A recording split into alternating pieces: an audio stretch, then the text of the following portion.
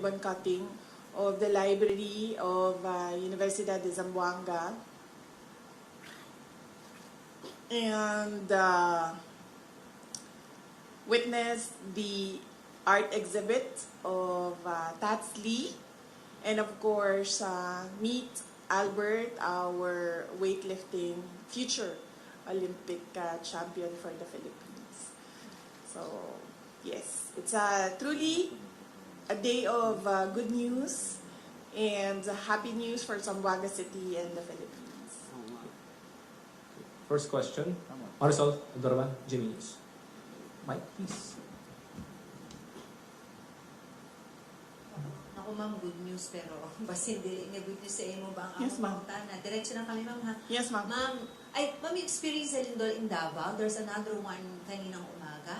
How was it ma'am? Ano po mga na-report sa inyo? Kumusta po kayo ma'am? Okay lang ako. Ang na-experience ko is yung okay lang ako. Ang na-experience ko is yung lindol nung Friday, October 12. Yung dalawang lindol ng yung isa sa umaga around 9:40 something, closer to 10 o'clock. And then yung isa naman on the same day, Friday, is yung pasado alas 6 ng gabi na lindol. At well, hindi namin nagawa yung pinagpapraktisan natin lagi na duck cover and hold, no? Kasi nag-evacuate kami diretso. So, nung nagsimula na lumakas yung pagyanig, ay lumabas na kaagad kami sa open space doon sa harap ng bahay namin sa kalsada. At ang napansin ko lang, since nandun din ako sa aftershocks ng Cebu na lindol, ay magkaiba siya, no? Hindi ko lang alam, baka dahil yung lindol sa Cebu ay nasa lupa siya at yung lindol sa Davao region ay nasa dagat. Pero yung lindol sa Cebu, kanang maguntol gani, bounce, in Tagalog ay tumatalbog, yes, tumatalbog yung pakiramdam mo. Yung sa Davao City naman na lindol ay left side to side siya. Side to side yung kanyang shaking. No? Yung sa Davao na experience ko ay nakakahilo siya. Akala mo nahihilo ka kahit wala na yung swaying. Tapos yung sa Cebu naman ay nakakatakot siya. Kasi parang bubukas yung lupa sa lakas nung pagtalbog, pag-bounce o pag-untol sa yuta. Follow-up question? Ma'am, pwede na po namin matanong yung regarding sa pag-deny po ng ICC sa request po ni PRRD for his interim release. And in a follow-up na rin po dyan, mayroon pong survey ang SWS saying na 50% of the Filipinos believe that PRRD should be held accountable po. Yes. I will reserve kasi merong appeal ang lawyers ni President Duterte for the ICC ay meron silang appeal doon sa denial ng interim release at pending yon. So gusto ko lang antayin yung lumabas ang desisyon ng korte doon sa appeal ng defense team ni dating Pangulong Rodrigo Duterte. Pero yung initial na pag-deny, how was it doing po?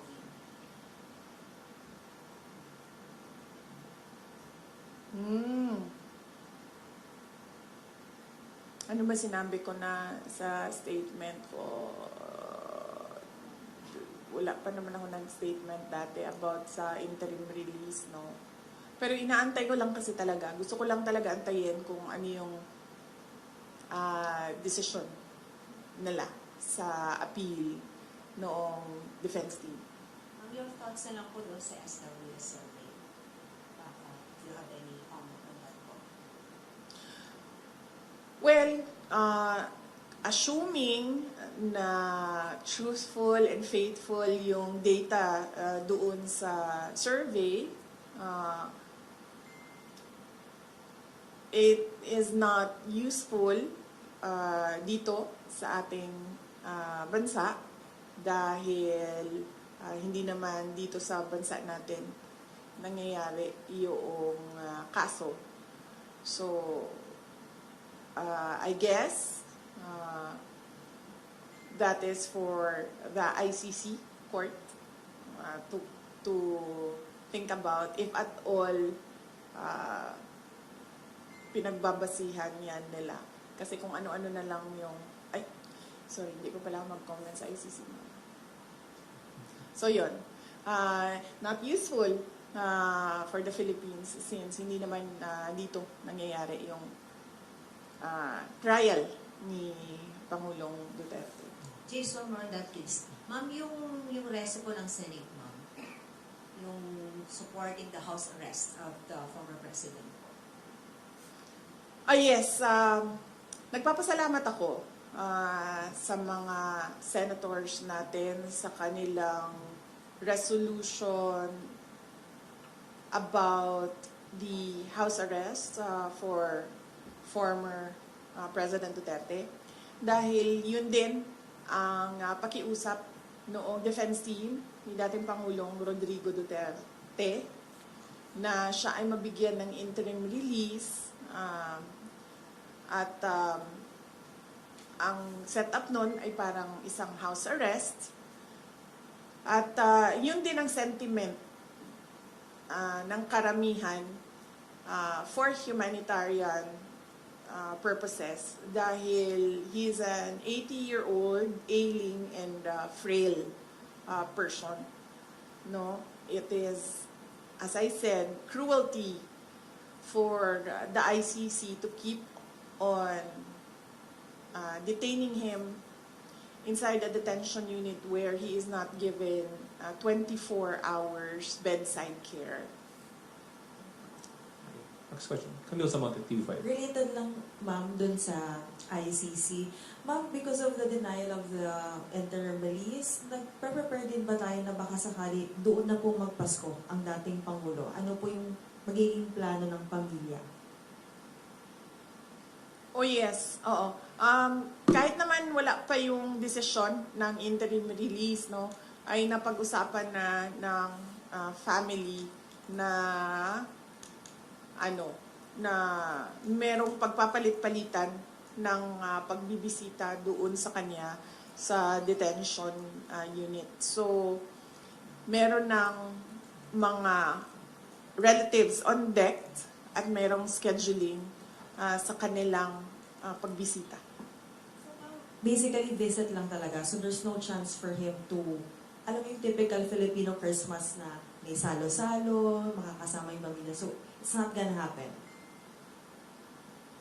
Hindi, kasi sa Christmas and sa New Year sa kanya, hindi. Kasi hindi makapunta lahat ng relatives doon sa Hague. So, ang naka-schedule for Christmas and New Year sa kanya is si Veronica, si Kitty, at si Mira. Ma'am, another na lang din po about the ICC. It was mentioned po in the decision that they released na naka-apekto raw po yung mga naging statements po ng family ni dating Pangulo, particularly yung mga naging statement niya raw po at ng inyong kapatid. Any comment on that, ma'am? Yes, I have a comment on that, but I really want to wait for the decision on the appeal para maisa na lang natin yung comment ko. Same pwede na topic. po ibang topic or... Yes. Other okay lang. matters. Other matters po na. Other... Next question, Mr. RJ Rosalado, Billionaire News Channel. Uy, Mike. bilyonaryo. Pakisabi dyan sa opisina ninyo ha, na ayusin naman nila yung picture ko. Yung picture na gamitin nila, yung maganda ako. Ang ginawa lang kasi ng Pangulo, noong tinamaan siya ng sarili niyang speech, na mahiya naman kayo, at nagalit yung mga tao, ang ginawa lang niya ay magpalit ng House Speaker at ng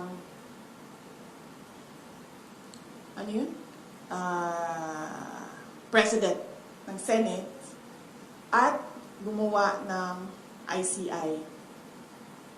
Pero hanggang ngayon, wala pa rin nananagot.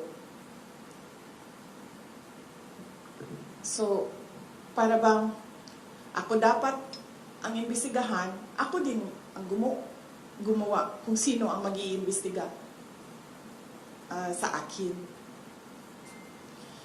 So on the question of integrity, definitely,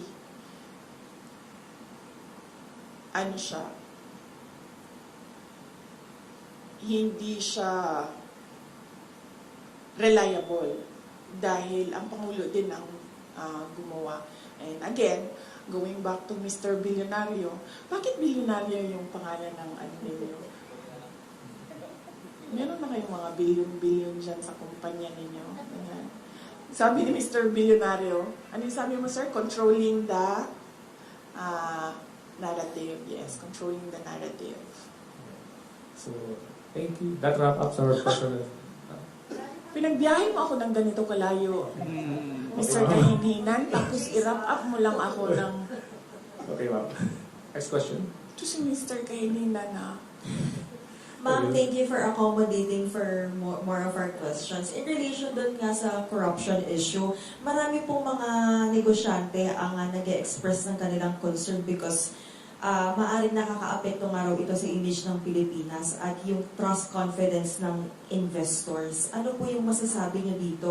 Dahil eventually, of course, it will affect the economy. Yes, ma'am. Totoo yan. Even before this corruption scandal, one of the, we can say siguro, top 3 reasons why investors do not put their money in the Philippines is because of corruption. At that time, 'di ba, ang reklamo lagi ng mga investors, mahirap kumuha ng mga dokumento, permits, o kung ano man yung mga kailangan pa nila para mag-invest dito sa Pilipinas. Dahil ang dami daw humihingi. Bawat opisina, up to the barangay level, from top to bottom, merong humihingi. Yan din ang isa sa mga rason kung bakit tayo naunahan, di ba, nung ibang mga kapitbahay natin dito sa Southeast Asia. At yan din yung rason, isa sa mga rason ng mga investors kung bakit sila pumupunta na lang doon sa Thailand or pumupunta sa Vietnam at meron na ngayon marami pumupunta sa Bangladesh because nakakaapekto yung corruption sa competitiveness ng isang bansa. Yung corruption complaint ng foreign investors and even domestic investors, hindi yan ngayon lang. Malamang kung noon ang nangyari, malamang kung noon napapaisip pa ang investors na sige, tingnan natin ang Pilipinas. Ngayon, after the corruption scandal of the administration, hindi na sila at all naglalagay or nag-shortlist ng Pilipinas. Siguro automatic na yun na let's not think about or include the Philippines. Kung dati pinag-iisipan pa tayo ng mga investors, ngayon hindi na. Pero yung corruption na yan, nandyan na yan. Complaint na yan. ng mga investors dati pa. At bakit ko alam? Dahil naging mayor din ako. Nung mayor ako ng Davao City, syempre, ang gusto namin na pumasok na pera sa Davao City ay yung galing sa labas, di ba? Whether it be from Visayas or other parts of Mindanao or from Luzon or from other parts of the globe, gusto namin pumasok siya sa Davao City. At pag napapansin namin, pag kinakausap namin yung investors, meron kami sa Davao City yung Davao City Investments and Promotion Center, DCIPC namin. At pag napapansin namin na hindi pumupunta, tumitingin, tapos hindi na bumabalik, or nag-a-attempt mag-open pero hindi natutuloy, pag tinatanong namin, yung merong researchers yung office na yon, nag-i-interview sila, isa doon sa mga sinasagot, corruption. Kasama doon ang cost ng investment, tubig, kuryente. Sunod dyan ay connectivity. Sabi nila, masyadong mabagal ang IT infrastructure ng Pilipinas. At nandoon na, dati pa, yung corruption. Kaya sinasabi ko, noon, kinoconsider tayo, ngayon, hindi na talaga. Dahil sa ginagawa ng administrasyon. Sana? Or sorry? Amidst the situation that we have now, like, yung mga issue, corruption, rallies here, there, yung kanya-kanya ng air ng grievances or disappointed ng mga Filipino. As Vice President, ma'am, what else could be done? I mean, there's ICI, and ang dami na nagrarally. Ano bang pwede pang gawin, ma'am? Alam mo, ma'am, as Vice President, akala ko Vice President. As Vice President, sa amin, ma'am, when we talk about it, ma'am, because lahat naman tayo mayroong constitutionally protected freedom of speech and expression. And we talk about it because that is the essence of democracy. Walang good governance, walang demokrasya kung hindi nakakapagsalita ang mga tao kung ano yung katotohanan na nakikita ng sarili nilang mata. In the hope na yung gobyerno makikinig. Kasi ganun dapat yun, di ba? May feedback ka dapat sa mga ginagawa mo. Para, number 1, nakukorek mo yung sarili mo. Number 2, responsive yung ginagawa mo. Number 3, relevant siya sa bayan kung ano yung ginagawa mo. Pero, wala naman, hindi nagkukulang yung mga tao sa pagsasabi kung ano yung mali. Nagkukulang yung administrasyon sa pagtugon doon sa mali. Mr. Bilyonaryo, sino may-ari ng bilyonaryo? Hindi mo rin alam. Kasi nagtataka talaga ako of all the names. No? Business is the Bilyonaryo. business. Ano yun, pampaswerte? Kasi may swerte sa pangalan. Pinungso yung pangalan ninyo. Any more Yes. questions? Ma'am, ikaw ma'am, wala kang tanong sa akin ma'am. Ang layo ng biyahe namin, lahat yan nilabat, tapos wala kang tanong sa amin. Wait. Magtanong ka ma'am. Miss Quiggy, senior, USC. Yan ma'am, missing pa yan siya ng maaga ma'am, para tumayo dyan sa tabi. Magtrabahuin mo yan siya ma'am. Yes, ma'am. You mentioned earlier na narrative po ng mga anti-Sara Duterte, yung that you are pro-China. But what exactly, ma'am, is your stand on this continuing harassment by Chinese Coast Guard against our Philippine vessels within Philippine territory? Yes ma'am, my stand is, meron tayong arbitral award. Meron, nanalo na tayo doon. That is clear. Nakita yan ng buong mundo. And we need to assert that through diplomatic channels. Uupo. Because the harassment in the West Philippine Sea, it does not comprise the entire relationship natin sa China. Meron naman tayong problema sa iba't ibang bansa, mami, hindi lang sa China. Pero ang ginagawa natin ay dinadaan natin sa Department of Foreign Affairs. Umuupo yan sila